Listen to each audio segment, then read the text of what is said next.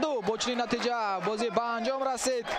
مخلصان اون مخلصانی که با ورزشگاه آمدن شاید 4 گل گردیدند. بینندگان گرامی در اینجا گزارش مستقیم خود را از ورزشگاه پختکور شهر باختر به انجام می‌رسانیم. با شما این بازی را تماشا کردم. من شارع فریدون شهرزاد تشکر برای دقتتان.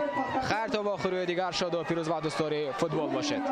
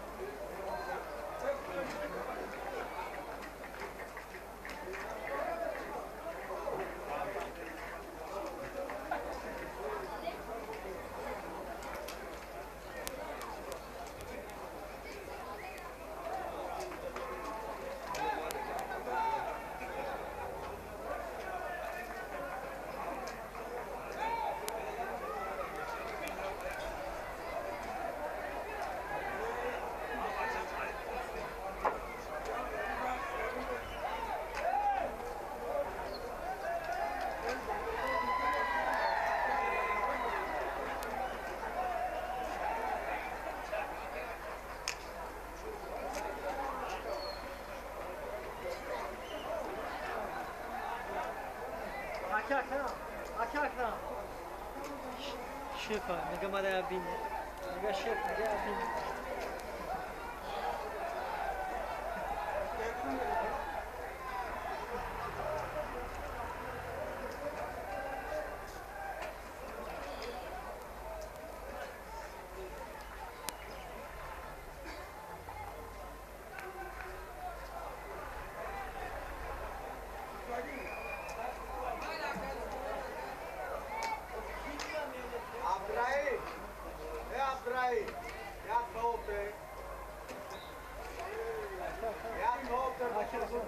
Akakna.